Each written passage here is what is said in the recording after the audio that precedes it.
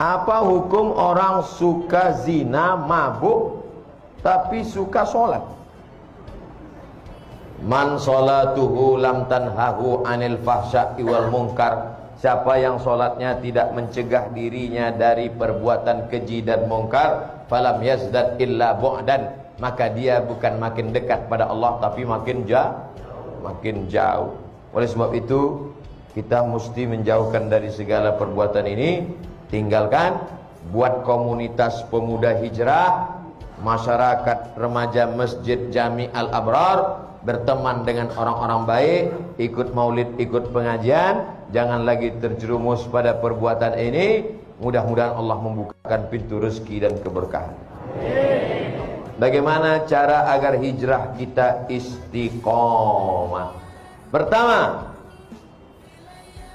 an-nadamu fil qalbi, menyesal dalam hati. Wal iqraru bil lisani, diucapkan dengan lidah, astagfirullah. Wal amalu bil arkani, diamalkan dengan anggota tubuh, rajin sholat, rajin pengajian. Tapi saya Pak Ustadz masih tetap teringat-ingat, terbayang-bayang sama mantan. Hilangkan nomornya. Hadiah-hadiah yang dia kasih dulu dalam bentuk gelang, cincin, rantai, anting, buang semuanya. Karena kalau itu masih dilihat, teringat, terbayang, buang. Dulu dia kasih ada sendal Pak Ustadz, buang, ganti sendal baru. Dulu dia nggak ada ngasih duit Pak Ustadz, jangan. Tempat-tempat yang pernah dikunjungi bersama, kebun, mal, hindari. Segala yang mengingatkan dia, minta pada Allah, ya Allah, lumpuhkan otakku agar tidak mengingat dia kembali. Na'udzubillah, lumpuh betulan. Hilang semua hafalan-hafalan Quran. Supaya hanya berzikir. Walladzina idza fa'alu fa'ishatan, kalau ada terlintas di pikiran macam-macam, aw zalamu anfusahum, kalau dia menganiaya dirinya, zakarullah, istighfar. Jadi yang pertama, taubat nasuha dengan syarat dan ketentuan berlaku. Yang kedua, menggabungkan diri dengan komunitas hijrah. Bapak-bapak yang sudah hijrah, komunitas. Anak-anak muda yang hijrah, komunitas. Anak-anak belum ada dosa lagi. Kalian belum ada dosa, belum akil balik. Kalau mau ribut, ributlah sekarang.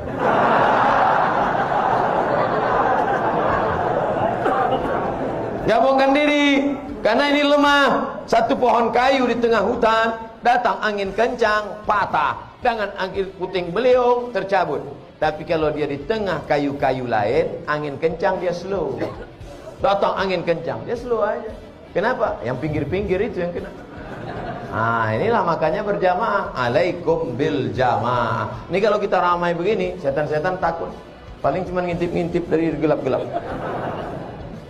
Makanya hari raya kurban, Idul Fitri, Idul Adha ramai. Untuk apa? Untuk menguatkan. Ini malam ini tabligh akbar ini ramai begini. Wah, yang selama ini imannya down, melihat orang ramai, bangkit lagi. Takbir! Bangkit dia. Begitu nanti pulang sendirian, lobeng. Makanya harus terus pulang tidur. Besok jamaah subuh. Di kampus, di sekolah, di kantor, lagi bangun pengajian. Komunitas FPI, komunitas jamaah, komunitas want to ride to Jannah. Oh, geng motor. Kap 70. Mantap. Touring, mana-mana. Touringnya bukan tanggung, 6 jam. Di bengkel 4 jam. Enggak apa-apa. Yang penting kebersamaannya, bro. Bukan yang kau kendarai, bukan tujuannya, tapi ada kebersamaan. Pas lagi naik, kawan dorong di belakang. Betul, yang penting kebersamaannya. Kata kawan dibilang, aku udah mau mampus, kau yang enak.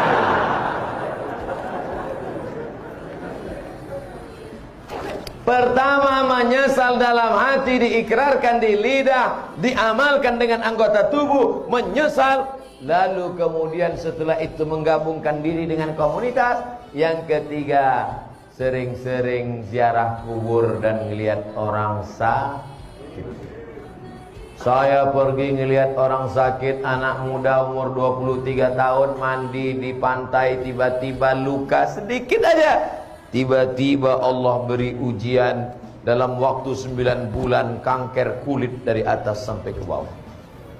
Harus dibawa ke rumah sakit.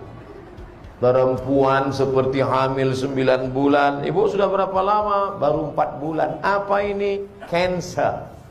Orang barat menyebutnya cancer, C-A-N-C-E-R, cancer. Orang kita payah nyebut cancer. Apa ini? Kanker, tumor. Harus dibuang daging dalam.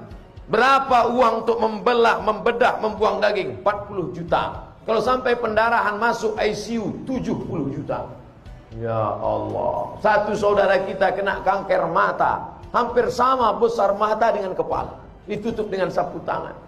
Sampai di situ saya disuruh ceramah sama Ustaz Hanan At-Taqi. Silakan Ustaz Somad ceramah.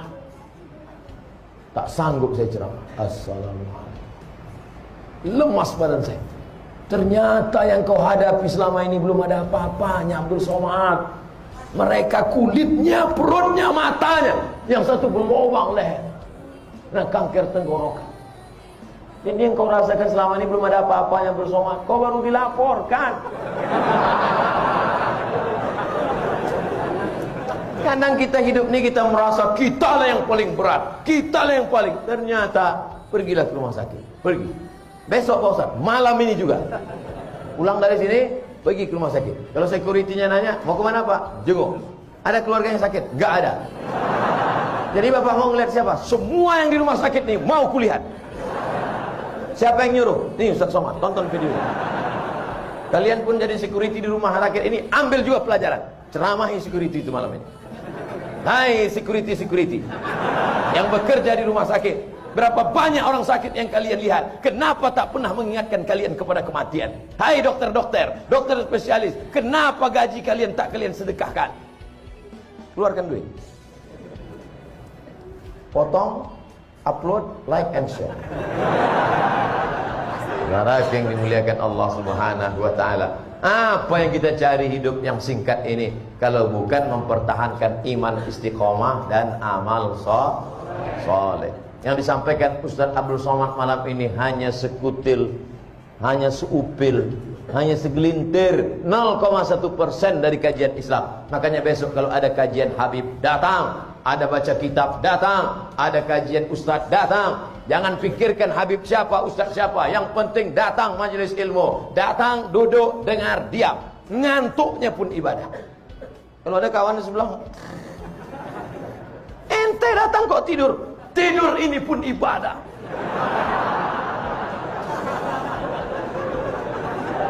Masya Allah, tabarakallah.